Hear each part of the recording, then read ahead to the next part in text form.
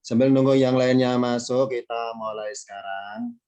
Assalamualaikum warahmatullahi wabarakatuh. Waalaikumsalam warahmatullahi wabarakatuh.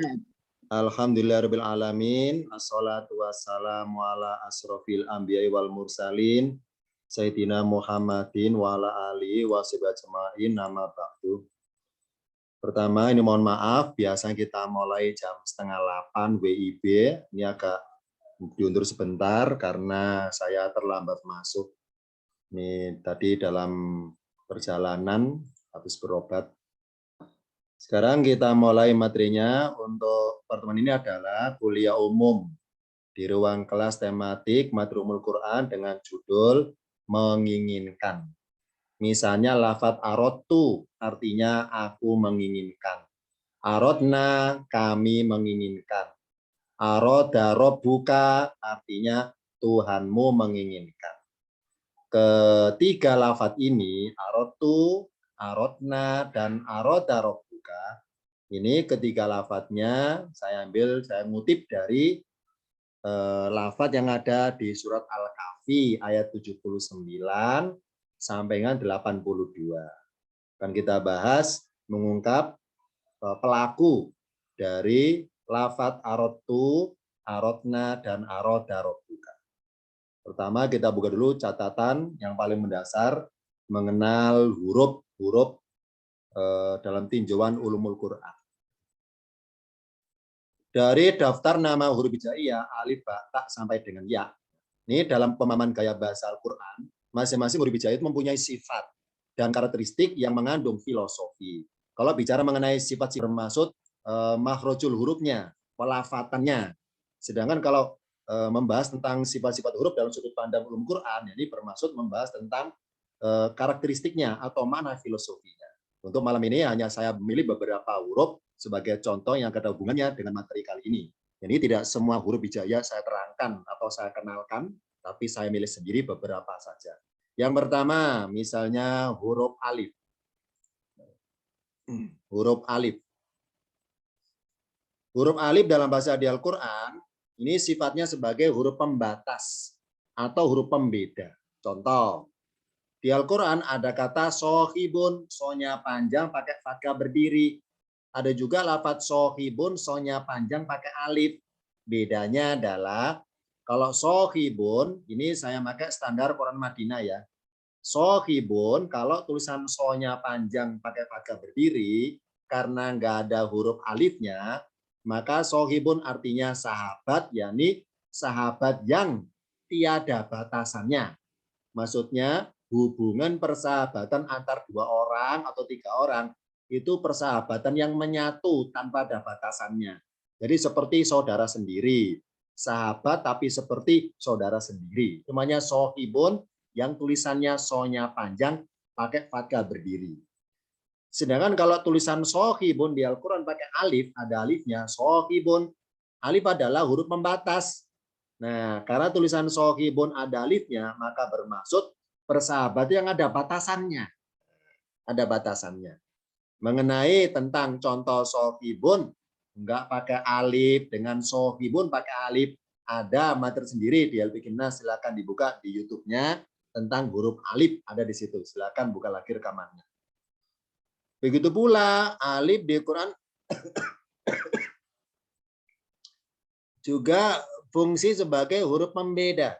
Huruf pembeda. Bentar ya. Ada gangguan sinyal tempat saya. Misalnya ada kata berbunyi laut bihanna. Laut bihanna artinya sungguh aku benar-benar akan menyembelih. Ini saya ngutip dari ucapan Nabi Sulaiman alaihissalam. Ketika mencari burung hudhud, kenapa tidak hadir dalam barisan pasukan itu? Laut bihanna, sungguh aku benar-benar akan menyembelih. Nah ini tulisan lau lam alif, alifnya ada hamzanya, hamzanya dibaca doma lau. Tapi kalau tulisan lam alif yang ada alif hamzanya ini di sebelah kirinya ada alif lagi, maka hamzanya dibaca fathah la a. Karena dalam kaidah bahasa di Al-Quran ketika belajar membaca Arab gundul. Jadi kalau kita nanti belajarnya pada tingkatan ilmu alat tingkatan paket 7, itu diajarkan i'rabul Quran. Ya, ini membacanya tanpa harokat. Misalnya nemu kalimat berbunyi atau tulisannya lamalib, lamalib hamzah. Lamalib hamzah bacanya apa? Oh, lau, tidak la'a. Dari mana taunya? Ini kaidahnya. Karena lau, ya, berbunyi u ini selalu berbunyi lau, lau, lau gitu. Kalau ketemu kata kerja atau fiil sebelah kirinya. Lau, lau. Nah, oleh Allah di Al-Quran supaya tidak dibaca lau kayak biasanya, supaya dibaca la'a, maka diadakanlah huruf alif sebelah kirinya hamzah. Ini adanya di surat An-Naml lewat ini, An-Naml. Maka dibaca la'a. Kenapa la'a? Karena ada alif sebelah kirinya. Kalau alifnya dihapus, la'u normal. Ini ya. Sama artinya. La'ud bikhannasu. La'ud bikhanna, sungguh aku benar-benar akan menyembelih. La'ad bahanna, sama artinya. Ucapan Nabi Sulaiman. Sungguh benar-benar aku akan menyembelih.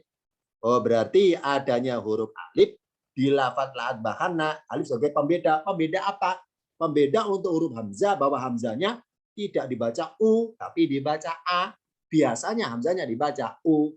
Di berbagai lafaz di surat An-Naml, lama alif hamzah dibaca lau, lau. Nah, ini lau. Nah, ya. Nah, karena ada alifnya, alif pembeda. Namanya huruf alif pembeda. Jadi keberadaannya nggak ada tanda apapun, nggak ada tanda sukunnya, nggak ada tanda apapun. Ya, jadi bermaksud hanya isyarat bahwa alif ini sebagai pembeda untuk huruf hamzah, bahwa hamzahnya harus fathah. Ini kalau diharokati loh ya, kalau harusnya gundul, nggak ada harokatnya. Ini ada isyarat memudahkan membaca la'a, tidak lahu. Nah, belajar membaca ayat tanpa harokat nanti tingkatan paket 7. Jadi yang merasa yang masuk ruang kelas ini anggota paket 7 insya Allah mengangguk-ngangguk ini. Kenapa? Karena merasakan langsung bagaimana materi pembelajaran paket 7, membaca ayat tanpa harokat, juz 7 maksudnya. Waida sami'u kan juz 7, waida sami'u tanpa harokat itu. Nah, laud bihanna, kalau nggak ada alifnya lau, hamzahnya doma. Tapi kalau ada alifnya bacanya la'a. Maka alif di sini dinamakan alif pembeda. Sedangkan sohibun, alif di sini dinamakan alif pembatas. Ini contoh alif ya. Sekarang contoh huruf ba. Huruf ba itu sifatnya apa? Dalam tujuan ulumul Quran, sifatnya adalah sebagai huruf kesertaan. Maksudnya apa huruf kesertaan? Ini contohnya. Misalnya ada lafaz berbunyi, ini saya kutip di dalam Baqarah juz 1, wa'id farokna bikumul bahro. Yang merasa anggota tingkatan paket 1, insya Allah kenal ya. Kenal lafaz ini. Ya ini apa? Ini materi paket 1 atau juz 1 Al-Baqarah, kisah tentang tenggelamnya Fir'aun. Wa'id, dan ingatlah ketika farokna kami membelah. Bikum artinya sama dengan lakum, bagi kalian. Al-Bahro laut, boleh lautan juga boleh. Wa'id farokna bikumul bahro, dan ketika maaf ya, ini saya kurang fit, jadi nanti sering batuk saya, maaf ya. Jadi wa'id farokna bikumul bahro, dan ketika kami membelah bagi kalian lautan. Nah, dalam terjemahan di Al-Quran, lafaz bikum diartikan sama dengan lakum. Padahal kata artinya bagi kalian berbunyi tersendiri ada lafaznya lakum. Nah, kenapa ya Allah dalam firman-Nya kok nggak berbunyi wa'id farokna lakumul bahro, kok nggak pakai lakum? Lah kalau pengen diartikan bagi kalian, kenapa lafaznya tidak lakum? Lu kok pakai bikum? Jawabannya adalah ini pelajaran di materi tentang huruf jar. Insya Allah di arsip rekaman video LP Kinas ada itu tentang huruf jar. Bedanya bi sama li apa? Bi artinya dengan, bi, li itu bagi. Itu arti perkata. Kalau sifatnya apa? Beda. Kalau li bermaksud huruf keperuntukan.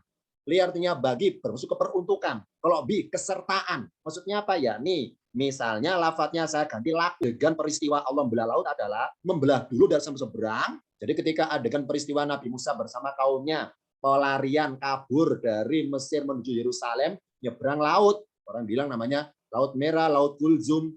Nah, nyebrang laut. Nah, kalau berbunyi laku, maka artinya wa'id farokna lakumul bah. Nah, karena pakai laku, maka bermaksud bahwa prosesnya laut terbelah, terbang lautnya minggir alias airnya minggir semua, baru hasil perbuatan Allah belah itu kami persembahkan untuk kalian, lakum bagi kalian. Jadi kalau pakai lakum berarti prosesnya air lautnya terbelah dulu sampai pojok seberang, nggak ada air, baru Musa dan kaumnya menyeberang.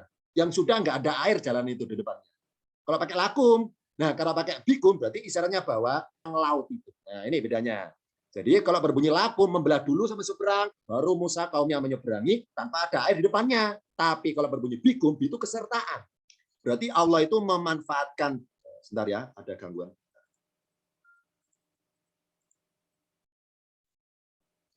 Berarti Allah itu memanfaatkan Bani Israil sebagai alat untuk menerobos air. Jadi semakin Bani Israil maju ke depan, semakin minggir airnya. Itu versi Quran. Kalau versi Quran, terbanyak lautan adalah, yakni Bani Israil semakin maju ke depan, airnya semakin minggir. Semakin maju, semakin minggir. Karena bikum kesertaan kalian. Wa'id farokna bikumul bahro. Kami membelah bersamaan dengan kalian menyeberang lautan itu. Gitu maksudnya. Kalau pakai lakum, kami membelah dulu, maka hasil belahannya kami persembahkan lakum untuk kalian. Silakan nyebrang. Setelah terbelah, kalau pakai bikum, menyeberang bersamaan atau terbelahnya bersamaan ketika menyeberang. Nerobos. Nah, ini isyarat adegan yang sesungguhnya versi bahasa Quran bikum. Apa bi? Huruf kesertaan. Nah, begitu pula pas kita baca Bismillahirrahmanirrahim. Apa bi itu? Mengatasnamakan, menyertakan nama Allah. Abda'u bismillahi. Aku memulai segala perbuatan kebaikan dengan menyertakan nama Allah. Huruf kesertaan bi. Ya, contoh lagi. Wa mallahu bighafilin, dan tidaklah Allah lalai. Ini sering muncul ya berbagai ayat. Wa mallahu bighafilin amma ta'malun, amma ya'malun, banyak terusannya, banyak pilihannya. Amma ta'malun, amma ya'malun, yang penting kita bahas bi di sini. Dalam pelajaran tingkatan paket 1, insya Allah dikenalkan oleh ustadznya masing-masing bahwa ma arti aslinya apa yang, tapi berubah artinya tidaklah gara-gara ada bi contohnya. Oh, berarti bi adalah sebagai ciri atau tanda bahwa ma artinya tidaklah. Makanya bi sini nggak usah diartikan, langsung saja artinya wa mallahu bighafilin, dan tidaklah Allah lalai. Lengah boleh, lalai boleh. Nah, meskipun bi itu nggak punya arti, tapi ada maksudnya. Apa bi itu? Huruf kesertaan. Maksudnya apa kesertaan? Yakni bahwa Allah itu dalam diri Allah sebagai sosok Tuhan itu tidak ada menyertai baginya sifat lalai, tidak ada menyertai baginya sifat lengah, gitu maksudnya. Wa Allah bighafilin, dan tidaklah Allah itu lalai, yakni menyertai bersamanya sifat lalai, menyertai bersamanya sifat lengah. Nah, ini bi itu nggak punya arti, tapi punya sifat. Apa sifat? Isyarat petunjuk bahwa dalam diri Allah sebagai Tuhan yang maha sempurna tidak ada sifat lalai atau lengah yang menyertai Allah. Kalau manusia bisa lengah, bisa lalai, Allah tidak bisa. Dari mana dia bisa? Karena pakai bi. Oh, berarti menyangkanya pakai bi, ma dengan bi satu paket berarti. Jadi tidaklah Allah itu menyertai baginya sifat lalai atau sifat lengah. Nah, ini bi namanya huruf kesertaan. Contoh lagi, saya milihkan huruf ta. Ustadz, apakah dibahas alif ba ta sampai ya? Enggak. Kalau bahas semuanya kita bubarnya subuh nanti ya. Enggak semuanya. Huruf ta sih. Contohnya apa? Sudah saya bahas ketika bahas tentang apa ya? Masih ingat kajian yang tentang tak marbutoh. Misalnya di Quran ada kata rahmatullahi, artinya rahmat Allah. Rahmatullahi pakai tak maftuhah, tak terbuka, sama artinya rahmat Allah. Bedanya adalah kalau rahmat Allah pakai tak marbutoh, tulisannya bermaksud rahmat pengertian umum. Tapi kalau rahmatullahi pakai tak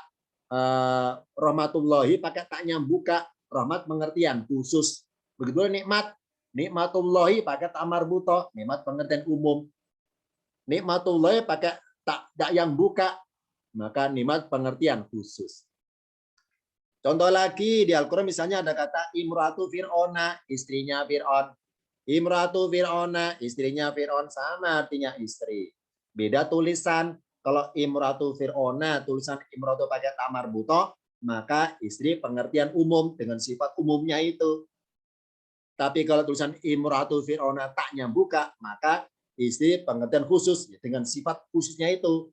Makanya di Al-Qur'an Allah abadikan bahwa ada isyarat di surat yang lainnya. Daraballahu matalan. Jadi contoh perumpamaan wanita yang buruk, contoh perumpamaan wanita yang baik. Allah contohkan di surat yang lain ada keterangannya. Contoh dua wanita buruk, siapa? Istrinya Nuh dan istrinya Lut. Contoh dua wanita baik, siapa? Istrinya Fir'aun dan Asia binti Ali Imran. Nah ini ya. Nah, karena kekhususan karakter Asia itulah, maka kata-kata istri oleh Allah pakai tak yang buka. Bahwa Imratu Fir'aun, istrinya Fir'aun namanya Asia itu lain daripada yang lain. Enggak kayak istri yang lainnya. Gitu hikmahnya. Karena taknya buka pengkhususan. Ya, huruf tamanya huruf pengkhususan huruf tak. Nah, berikutnya saya loncat ya, Mel huruf min aja dulu nih. Dari huruf sa sampai dengan lam saya lewati ya. Mim ada jamak. Ayo yang merasa masuk ke ruang kelas ini, ya nih anggota tingkatan paket 7 insya Allah tahu ya. Kenapa? Karena paket 7 belajar i'rabul Quran, membaca Arab tanpa harokat dan juga mengirobnya. Apa sih mengirab itu? Membaca perubahan harokat. Misalnya ketemu lafadz hum. Hum artinya apa? Mereka. Ayo diirob. Jadi pasti diajarkan ustadznya masing-masing langsung melatih. Hum, ayo diirob. Apa sih diirob? Dibaca perubahan harokatnya namanya. Ayo diirob. Hum al-ha'u hurufnya adalah domirun. Kata ganti. Barizun tertulis jelas dalam rangkaiannya. Mutasilun tersambung atau bersambungan. Mabniun tetap harokatnya. Ala domin atas domah. Haknya itu artinya mereka itu haknya saja domirnya. Lah kalau mimnya al-mimu alamatul jam'i. Tanda jamaknya. Mabniun harokat tetap ala sukunin atas sukun. Ini namanya. Oh berarti hum itu hakikatnya dua suku kata. Hak sama mim. Hak adalah domirnya. Mim adalah huruf pengumpul. Huruf tanda jamak. Nah, ini ya malah sekarang kita tahu ya. Oh berarti hum itu berapa kata? Tetap satu kata. Cuma yang dimaksud domir bukan lafadz humnya. Tapi huruf haknya saja itu domir sebetulnya. Apa sih domir? Kata ganti orang. Hum itu mana domirnya? Huruf hak itu domirnya. Lah kalau huruf haknya itu domir, mimnya huruf apa dong? Huruf jamak, tanda jamak. Nah, makanya di dalam kajian Al-Quran, mim itu sifatnya huruf pengumpul alias tanda jamak, diistilahkan alamatul jam'i, tanda jamaknya. Insya Allah yang merasa anggota paket 7 ke atas tahu tentang kaidah ini, mengirob ini. Hum adalah dua huruf hak sama mim, bukan maksudnya terdiri dua sosok maksudnya hak sama mim. Meskipun artinya mereka. Ya, mim adalah tanda jamak. Berikutnya huruf nun. Nun itu sifatnya apa huruf nun? Ya ini huruf pengakuan diri. Namanya huruf nun ananion istilahnya. Huruf nun ananion. Ya. Contohnya mana? Ini ya. Contohnya saya kutip dari surat Yusuf aja. Biar gampang. Misalnya, bentar ya.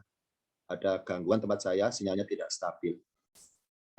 Ini adegan peristiwa saudara-saudaranya Yusuf ketika mereka masuk ke dalam ruangannya Yusuf, yang waktu itu Yusuf seingat saya sebagai pejabat di Mesir. Para mufasir menafsirkan Yusuf sebagai menteri perekonomian ya, yang nggak akan diganti. Kalau tadi kan barusan ada pergantian, sekarang Yusuf nggak diganti, Yusuf diganti ya. Menteri perekonomian nggak diganti Yusuf. Nah, Nabi Yusuf jadi menteri perekonomian. Nah, karena kostumnya menteri seperti itu, maka saudaranya 10 orang itu nggak kenal Yusuf. Nah, sebelah Yusuf ini, sebelah ini ada namanya paling kecil namanya Bunyamin. Ya. Orang bilang Benyamin. Dalam bahasa Arab Bunyamin. Nah, ketika Yusuf berdiri dekat Bunyamin, Yusuf kan berdua ya, Yusuf dan Bunyamin berhadapan dengan 10 orang saudara depan itu. Nah, ini saya adegan singkat cerita, Yusuf bilang seperti ini menyindir. Wae para diri sekalian, apa kalian pernah merasa bersalah dolimi orang? Gitu ini bahasa saya supaya dramatis kisahnya adegannya. Maksudnya apa paduka? Ini mereka bilang paduka karena menteri katanya. Yusuf bilang begini, apa kalian merasa pernah dolimi orang? Ya ini kalian pernah membuang seseorang ke dalam sumur? Apa pernah? Ayo ngaku gitu katanya. Mereka kaget, loh kok tahu ya? Padahal peristiwa kami membuang Yusuf kan nggak ada saksinya, nggak ada saksi kunci, nggak ada kamera CCTV. Loh kok tahu nih siapa depan orang kita ini? Loh kok tahu rahasia kita? Loh kok tahu aib kita? Siapa ya? Menurut kami itu, ini mereka ngomong bersamanya, ngomong sendiri bersamanya 10 orang itu. Menurut kita itu saksi kunci kan Yusuf doang, Yusuf saja. Kok tahu di sini siapa ya? Maka mereka berkata bernada tanya. Lalu mereka berkata, mereka siapa? 10 orang itu. Ainnaka, apakah sesungguhnya engkau, la anta, sungguh engkau Yusuf, tanda tanya. Kalau mereka berkata, ainnaka la anta Yusufu, apakah sesungguhnya engkau, sungguh engkaukah Yusuf? Engkaukah Yusuf? Kalau dia berkata, Yusuf berkata, jawab, ana Yusuf, aku Yusuf, wahada akhi, dan ini saudaraku, gitu. Nah, dari berbagai ayat Al-Quran, kalau kita membaca lafaz ana, selalu nunnya dibaca pendek, benar kan ya? Nah, pada ada alifnya, kenapa ana dibaca pendek? Namanya huruf nun ananiyun. Kenapa nunnya dibaca pendek pada huruf alif? Jawabannya karena nun adalah huruf ananiyun, huruf pengakuan diri masalahnya.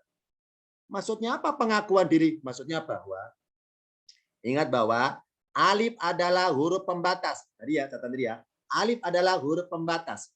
yakni barang siapa berkata ana Yusuf, yang artinya aku Yusuf.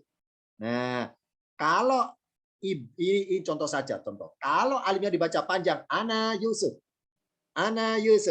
maka bermaksud bahwa yang mengaku sebagai Yusuf adalah saya. Jadi, wahai orang Islam, di Al-Quran itu, dalam kisah Yusuf itu, sayalah Yusuf, saya. Ini. Nah, oleh Allah supaya kita itu membaca Quran sebatas nirukan firman Tuhan, tidak kebablasan ngakunya, tidak ngaku sebagai Yusuf sebenarnya, maka diadakan alif pembatas. Supaya kita membaca ana Yusuf itu melafatkan ana Yusuf itu sebatas nirukan firman Tuhan, sebatas membaca lafaz Al-Quran, tidak mengaku sebagai Yusuf yang sebenarnya, itu maksudnya. Ya, makanya dalam Quran Madinah itu ada kodenya. Apa kodenya? Quran Madinah kalau ada huruf yang di atasnya ada lingkaran, itu bermaksud bukan tanda sukun, tapi bermaksud hurufnya itu tertulis tapi tidak terbaca. Saya ulangi, harus tertulis tapi tidak terbaca. Makanya nah dibaca pendek, ana Yusuf. Kenapa pendek? Karena ada batasannya, alif pembatas. Maksudnya apa? Pengakuan kita ngaku sebagai Yusuf hanya sebatas baca Quran, bukan ngaku yang sebenarnya. Contohnya, anallahu, akulah Allah. Kenapa nanya pendek ya? Misalnya kalau baca usul berkata ana Allahu, misalnya berkata ya ana Allahu. Ya karena kata-kata ana sebatas saya baca Quran, bukan ngaku sebagai Tuhan. Nah, ini itulah hikmahnya berbagai ayat Al-Quran, semua lafaz ana nunnya dibaca pendek. Kenapa? Karena nun adalah huruf pengakuan diri, agar kita ngaku diri kita itu tidak yang sebenarnya, harus dibatasi. Nah, alif pembatas yang nempel pada huruf ananiyun. Nah, ini huruf nun, huruf pengakuan diri. Contoh lagi huruf ya. Huruf ya, apa sih huruf ya itu? Huruf penglipat gandaan. Misalnya saya ngutip dari salah satu ayat berbunyi afain mata au kutila, ini ayat tentang perang Uhud. Bentar ya. Bubaran perang Uhud ada isu yang viral di Madinah. Diviralkan oleh orang Yahudi di Madinah bahwa Muhammad mati di Uhud. Muhammad telah mati, Muhammad telah terbunuh dan sebagainya. Nah, Allah sindir, wahai orang Islam, afain mata au kutila, kalau berkata in pola betul. Nah, afain mata, maka apakah jika dia mati, Muhammad mati, au kutila, atau Muhammad terbunuh di medan perang, in kola betul, kalian berbalik jadi murtad lagi, apakah gara-gara Muhammad mati kalian balik murtad lagi? Itu intinya ke sana sindiran. Nah, tulisan in di Al-Quran, asnya alif sama nun. In, contohnya insya Allah. Tapi di ayat ini, innya ditambah ya tengah-tengahnya. Ini ya ini lingkaran di atas bukan sukun loh ya. Ini isyarat tanda bahwa ya-nya tertulis tapi nggak terbaca. Jadi jangan dibaca nyeret. Afaim mata. Bukan nyeret. Tetap pendek apa in mata. Kalau gitu kenapa ada ya-nya? Jawabannya adalah ya adalah huruf penglipat gandaan. Maksudnya apa? Ya ini kemungkinan lipat gandanya mati itu kemungkinan besar. Muhammad mati di Uhud. Wahai orang Islam, apa in mata? Maka apakah jika kemungkinan besar Muhammad mati atau terbunuh Uhud, kali itu kemungkinan besar balik murtad lagi. Nah, untuk menggambarkan lipat gandanya kemungkinan, Allah munculkan huruf ya, karena ya itu huruf lipat ganda. Contoh lagi sebelah kiri. Was, bentar ya, saya minum dulu ya.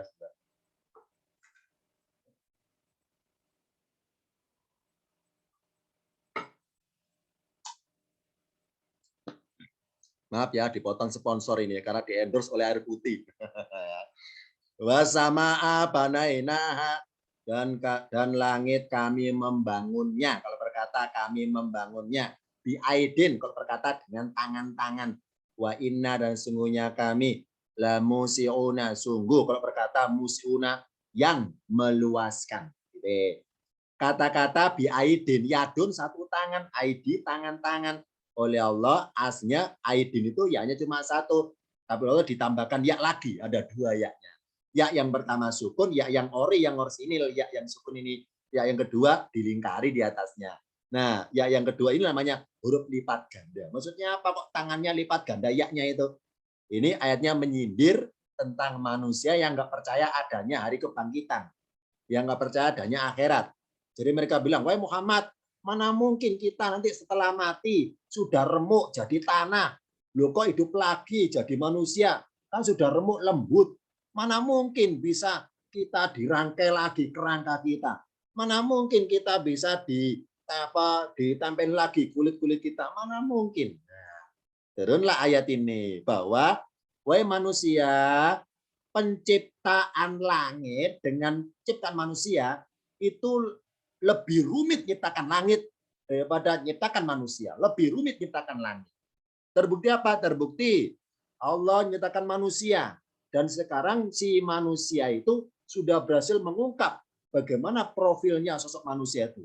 Makanya lahirlah ilmu biologi, ilmu kedokteran, dan sebagainya tentang mengupas tuntas profil manusia. Dari organ fisiknya, karakter psikologinya, dan sebagainya. Oh berarti ciptaan Allah yang berwujud manusia itu sudah bisa diungkap tuntas A sampai Z oleh manusia itu sendiri.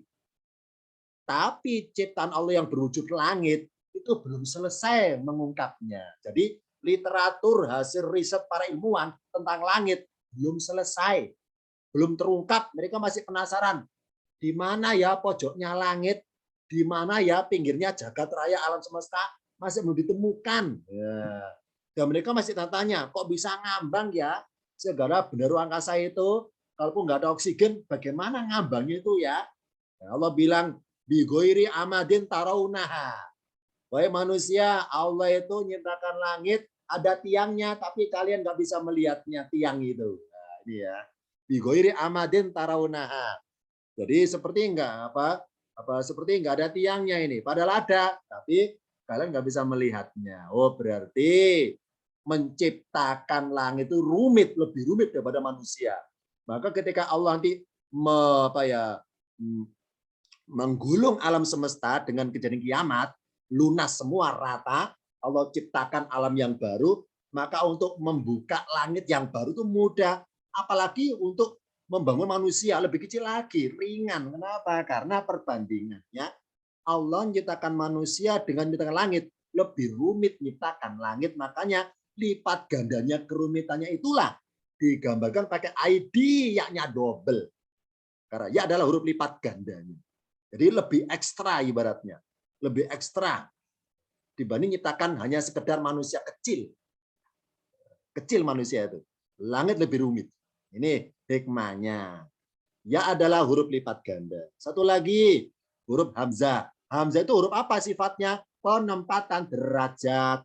Hamzah itu huruf penempatan derajat. Maksudnya apa? Contoh misalnya, ailahun ma'allahi, arti perkata, apakah ada Tuhan bersama Allah? Tanda tanya. Tulisan apakah? Hamzah di atas alif. Tulisan ilahun, hamzah di bawah. Nah, hamzah adalah huruf penempatan derajat. Maka ayat ini, tulisan ilahun Allah ini adalah bermaksud Allah nyuruh seorang nabi untuk tanya kepada kaumnya, yang kaumnya itu meyakini bahwa ada Tuhan selain Allah, ada Tuhan yang bersama Allah. Ini kaumnya ditanyai. Nah, menanyai sambil si seorang itu merasa wah gitu, merasa benar, merasa menang kalau debatnya. Nah, untuk menggambarkan seorang nabi ketika tanya kaumnya yang masih musyrik itu dengan tanya kepada rasa bangga terhadap keyakinan diri nabi itu sambil mengejek, melecehkan, merendahkan Tuhannya mereka, maka untuk menggambarkan bahwa Tuhan selalu itu rendah, maka Allah rendahkan hamzanya di bawah, nggak pakai alif. Pada berbagai ayat kata-kata ilahun hamzanya pakai alif. La ilaha illallah hamzah pakai alif. Ini ilahun hamzah yang di atas alif.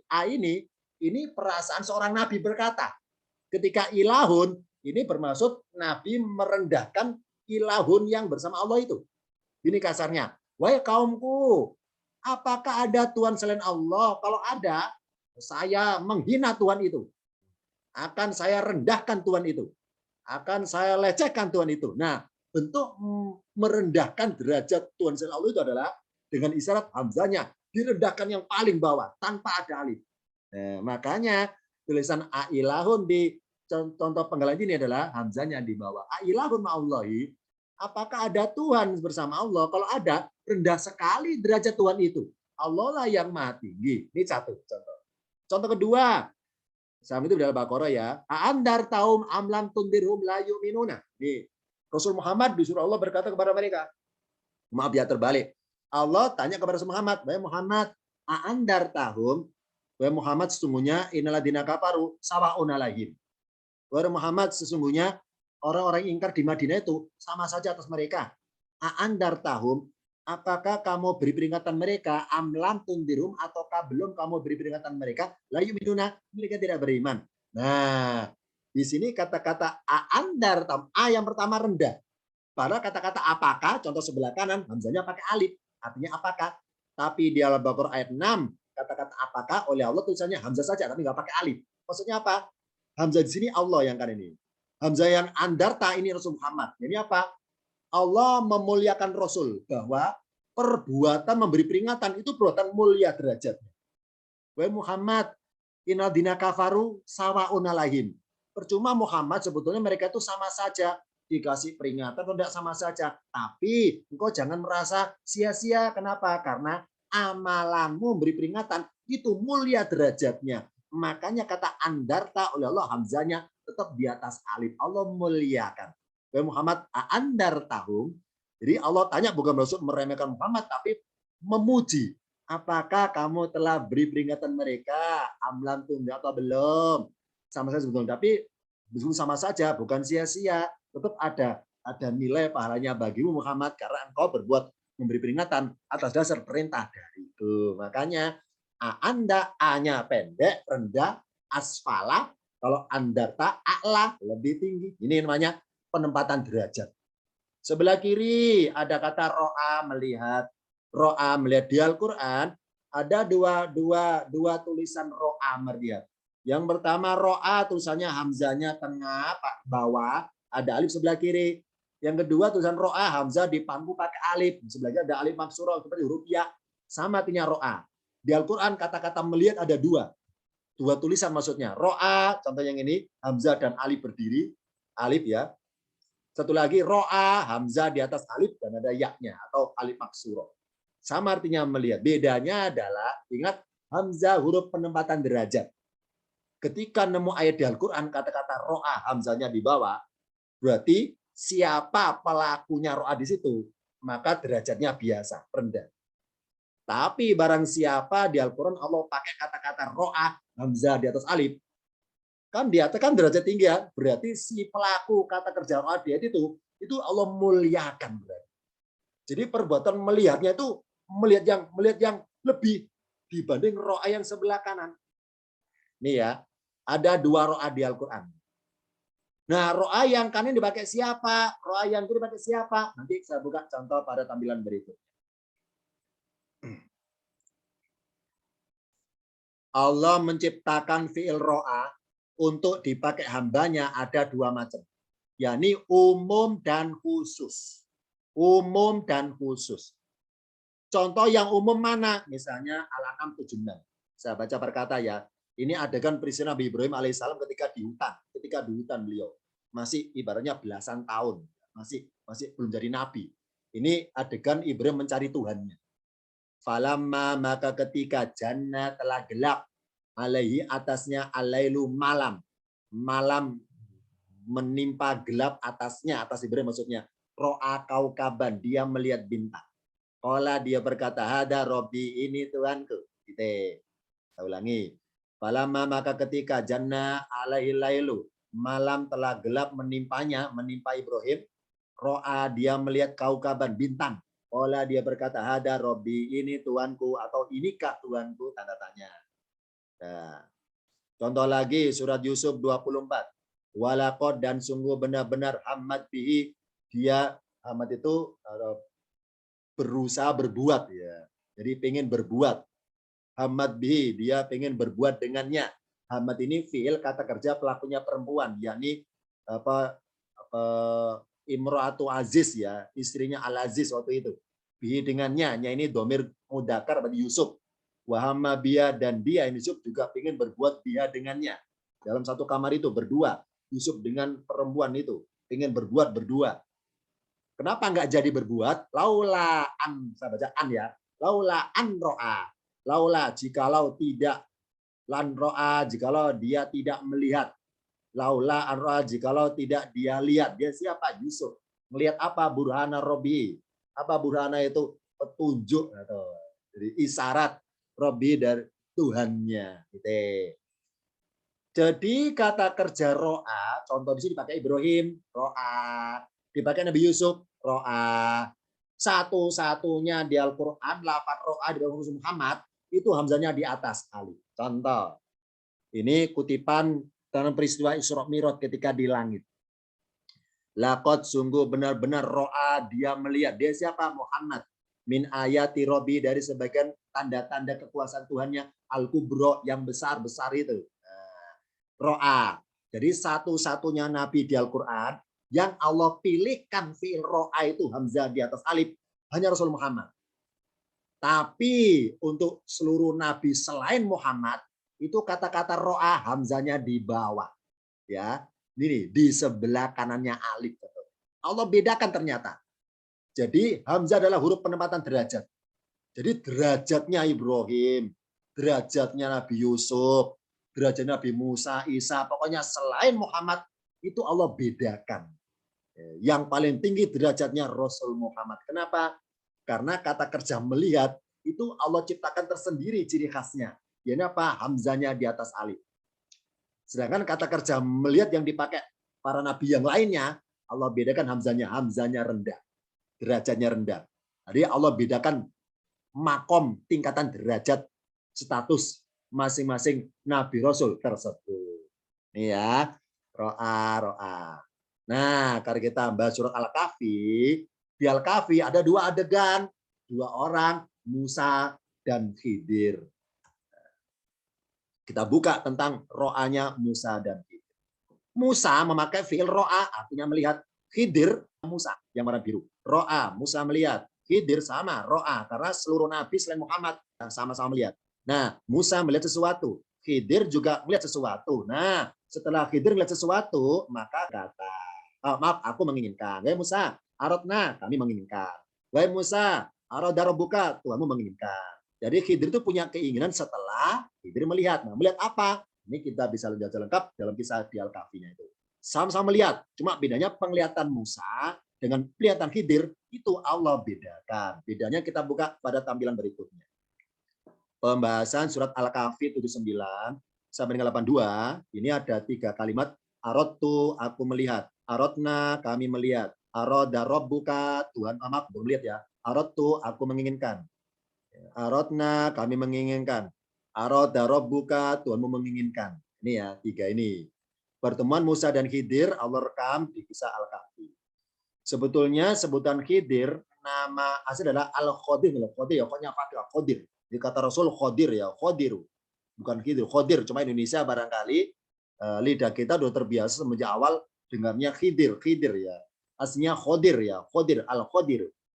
Khodir, artinya hijau, hijau. Jadi bekas apa yang dia tempatin jadi hijau, khodir bahasa Arabnya, khodir. Di Indonesia pengucapannya khidir. Khodir aslinya, dibaca khidir. Bertemu Musa dan Khidir ini adegan ucapan Khidir kepada Musa, aradtu aku ingin, aradna kami ingin, arada rabbuka Tuhanmu ingin.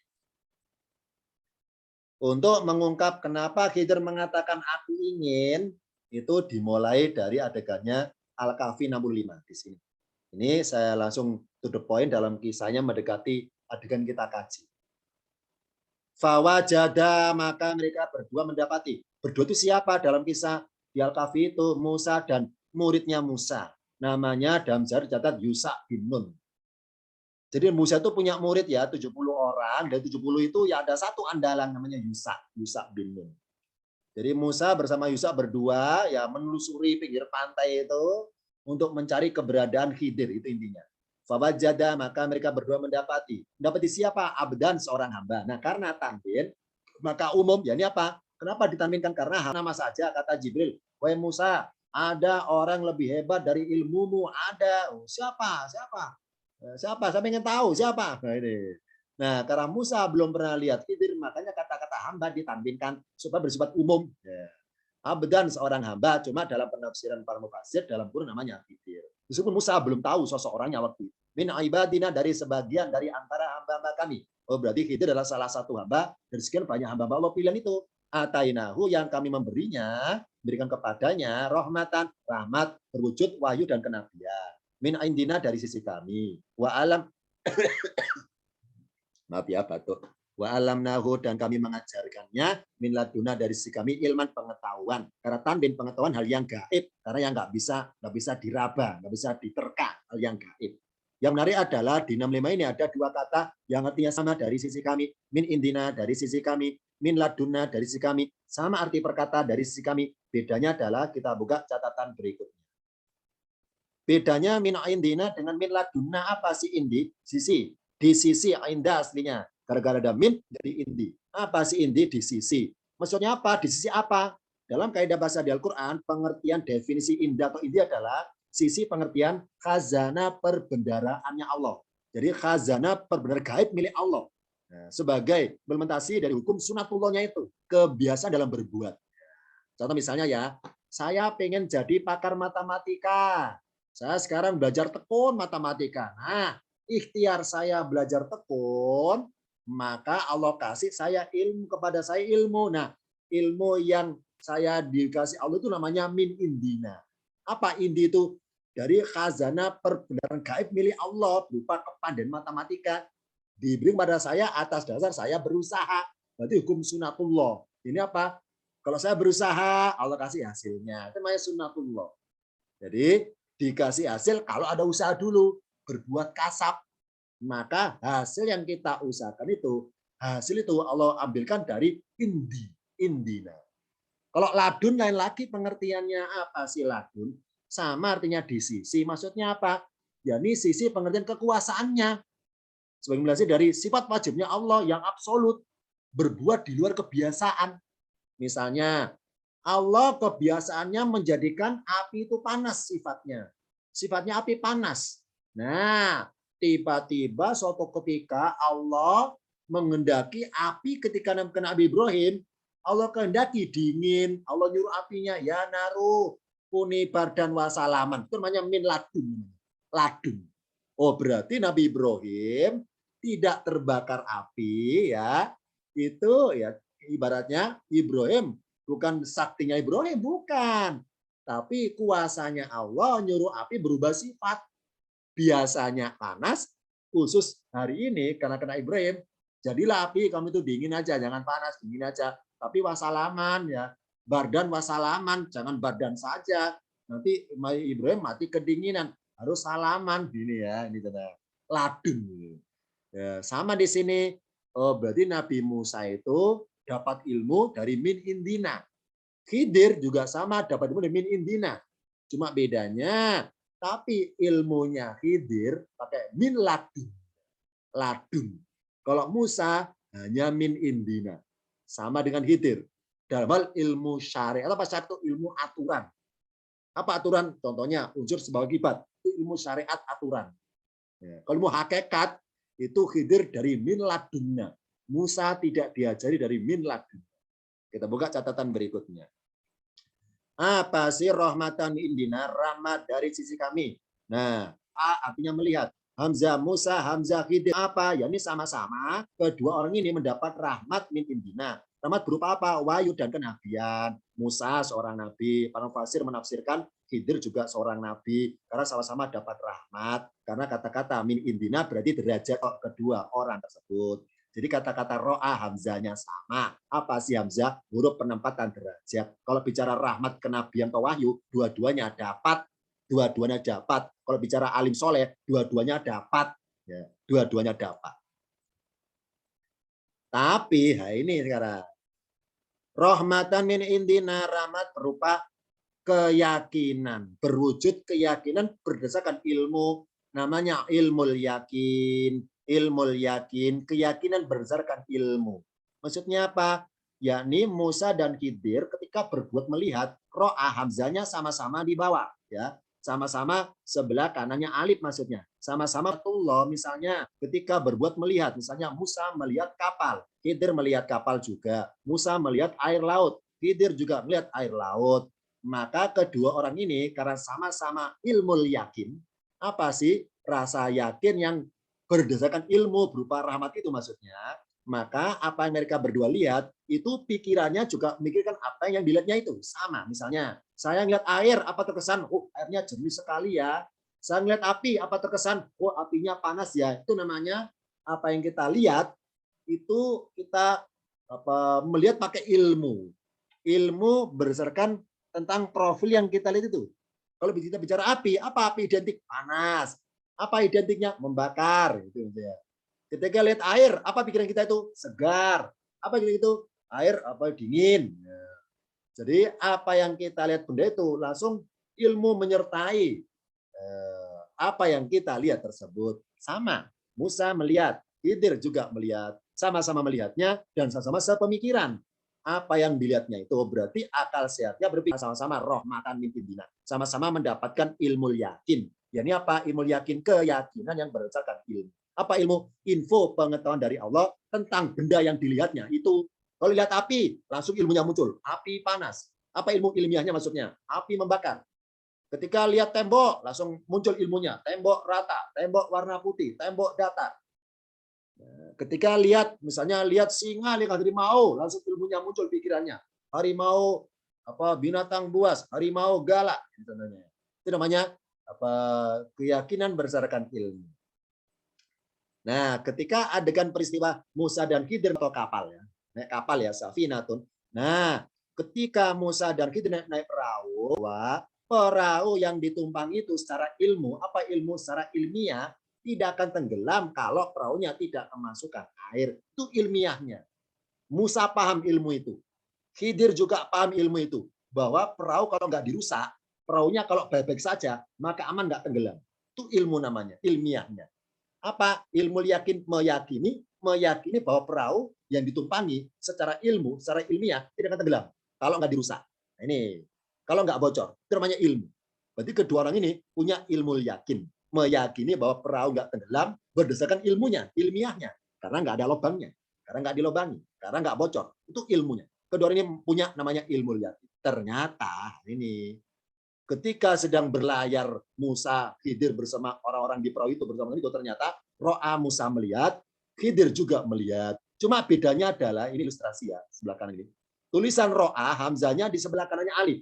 Apa alif itu? Alif adalah huruf pembatas. Ingat ya sifatnya alif huruf pembatas. Oh berarti Musa itu maaf ya mata beliau, matanya di Musa ketika melihat sesuatu ke depan itu terhalangi, terhijab, tidak bisa melihat sesuatu di balik dilihatnya itu. Ibaratnya Musa ketika naik perahu, naik kapal, sejauh mata memandang hanya melihat air aja. Jadi hanya melihat air aja, nggak melihat yang lainnya. Tapi kalau Khidir yang melihat, Allah kehendaki, alifnya itu Allah buat transparan. Ya, ibaratnya ini ya. Karena transparan kayak kaca bening, maka hamzanya Khidir ketika melihat ke kiri tembus melihat hijabnya Allah buka. Ya. Berarti apa? Ainun mata. Maka Allah bilang bahwa wa alamnahu min ladunna ilman. Hanya Khidir sajalah yang kami mengajarkan kepadanya dari minlah apa ladun itu kuasanya Allah. Ilman, ilmu yang Musa enggak diajarkan kepada Musa maksudnya. Maka Khidir tingkatannya bukan sekedar ilmu yakin tapi ainul yakin. Apa ainul yakin? Matanya tembus. Ya. Jadi Khidir diajari Allah untuk bisa mata kasatnya melihat langsung tembus ke depan agar tahu duluan tentang kejadian mendatang. Maka huruf alifnya yang huruf pembatas sebagai hijab Allah buka transparan, ya. Bukan hamzanya Allah angkat di atas alif kayak Muhammad, bukan, tetap sebelah kanan tapi Allah buka hijabnya. Nah, transparan agar apa? Agar mata Khidir ketika ke depan nggak segera lihat air laut tapi lihat jauh ke depan. Bahwa di sana sekian mil ada seorang raja galak, ada seorang perompak ataupun raja galak yang suka merampas perahu-perahu bagus-bagus. Nah, Musa itu mata memandang jauh, nggak bisa ngelihat jauh ke depan. Khidir bisa. Kenapa bisa? Karena Khidir yang diajarkan ilmu itu. Namanya ainul yakin, matanya atau keyakinan yang dilihat berdasarkan mata yang tembus melewati hijab tersebut. Musa masih ilmu yakin. Kalau Khidir sudah tingkatan ainul yakin. Apa ainul yakin? Keyakinan melihat langsung tembus berdasarkan ainun, mata yang melihat langsung hijabnya Allah buka. Ini ya. Jadi sama-sama ro'a, sama-sama tulisannya ro hamzah alif, tapi alifnya Musa masih hitam gelap, makanya mentok, notok, nggak bisa tembus. Ibaratnya mata Musa nggak bisa nembus tembok, mata Musa nggak bisa nembus jauh ke depan. Sedangkan Khidir bisa tembus jauh ke depan, tahu di depan ada apa, ada bahaya mengancam, Khidir tahu. Dari mana taunya? Allah buka hijabnya. Allah ajarkan ladun, ilmu yang langsung dari sisi Allah. Jadi ketajaman mata Khidir lebih jauh ke depan dibanding penglihatan Nabi Musa. Ini ya, sama-sama ro'a tapi beda alifnya. Musa alifnya masih hijab, penghalang bagi Musa. Alif pembatas. Musa melihat sebatas itu. Kalau Khidir melihatnya melampaui batas. Apa? Melampaui batas alif. Alif itu huruf pembatas, tapi Khidir bisa melampaui batasan itu. Kenapa bisa? Karena alamna Allah ajarkan kepadanya dari ladunnya Allah. Dari kuasanya Allah. Ini pelakunya Khidir dengan Musa, sama-sama pelakunya ro'a, pelakunya melihat tapi beda tingkat kecepatan, beda tingkat kehebatan melihatnya. Lanjutannya, sebentar ya, saya minum dulu ya. Ini karena kata dokter harus banyak minum. Maaf ya, ini di endorse ya, air putih sponsornya.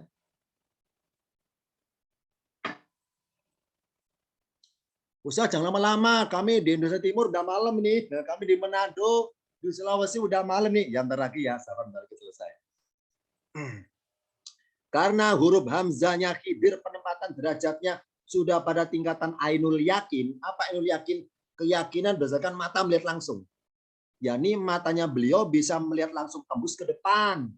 Yakni akan ada bahaya mengancam, maka Khidir mengantisipasinya menurut perhitungannya sendiri. Jadi Khidir lihat di depan ada raja galak merampas-rampas barangnya orang. Maka ro'anya Musa terhalangi alif yang masih hitam gelap ibaratnya ilustrasinya ya. Sedangkan ro'anya Khidir sudah transparan, bisa tahu duluan kalau akan ada bahaya mengancam. Jauh ke depan ada Malikun, seorang raja yang suka merebut perahu-perahu yang bagus. Maka Khidir bilang, "Wahai Musa, aradtu, aku ingin merusak perahu ini." Musa protes, "Ngapain dirusak? Nanti kita kan tenggelam kalau semuanya bocor." Khidir diem aja, nggak ngasih alasan, diem aja. Dengan mengatakan, "Wahai Musa, kamu nggak akan sabar melihat perbuatanku seperti ini, nggak akan sabar untuk tidak komentar maksudnya. Pasti kamu selalu komentar. Kayak netizen aja ke Musa ya, kalau kayak netizen selalu komentar aja Musa." Musa itu netizen ya, komen aja. Tanpa lihat dulu apa alasannya. Komen duluan dikedepankan, marah dulu kan. Musa tanya, "Ngapain dirusak?" Karena Khidir sudah tahu ke depan bahwa ada Malikun. Nah, langsung Khidir merusak itu perahunya. Ya, Musa komentar, "Loh kita dirusak perahunya, nanti kita kan tenggelam, bocor semua nanti." Khidir diam aja. "Wahai Musa, kamu nggak akan sabar. Melihat perbuatanku nggak sabar."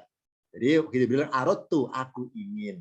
Nah, berarti Khidir itu kenapa kok ada keinginan merusak perahu? Dikarenakan sudah ainul yakin.